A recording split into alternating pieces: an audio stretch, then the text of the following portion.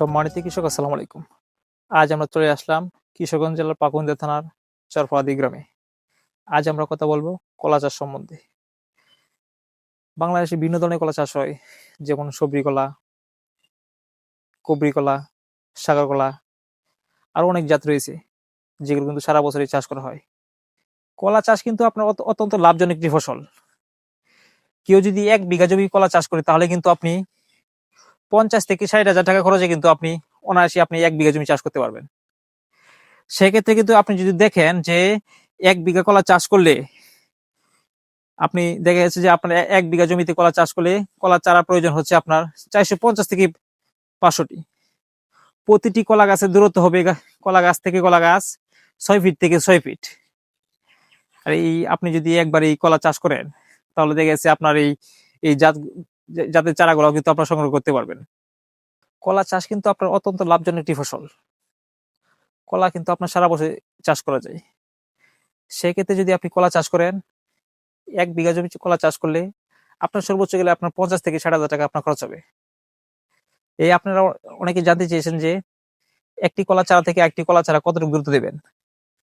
সেক্ষেত্রে কিন্তু আমি আপনাদের বলবো যে আপনারা প্রতিটি কলা চারা থেকে আরেকটি চারা দূরত্ব দেবেন 6 ফিট থেকে 6 ফিট।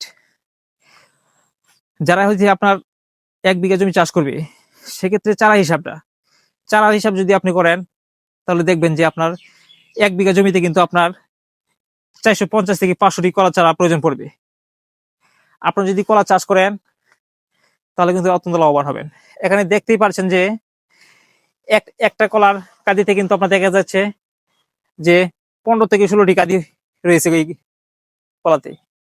বর্তমানে কলার বাজার কিন্তু আপনার অত্যন্তই ভালো। নিচু জমিতেও কিন্তু আপনার কলা চাষ করা যায়। কলা চাষের ক্ষেত্রে কিন্তু আপনার তেমন ওষুধ সারের প্রয়োজন হয় না।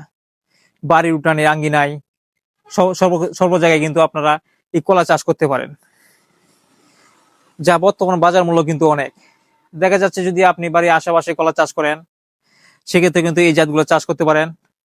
এই জাতটা কিন্তু আপনার খাটো জাত। এখানে দেখতে পাচ্ছেন যে আমি কিন্তু যে আপনার 5 ফুট 6 ফুটের মধ্যে কিন্তু আপনার এই কলা গাছে কিন্তু ফল দেয়।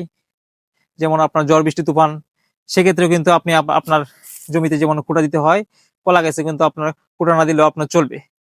যারা কলা চাষ করতে চান, তাদের যদি আপনার কলা চারা প্রয়োজন হয়, তারা চাইলে কিন্তু আমাদের কাছ থেকে এই কলা চারা অল্পগুলো নিতে পারবেন।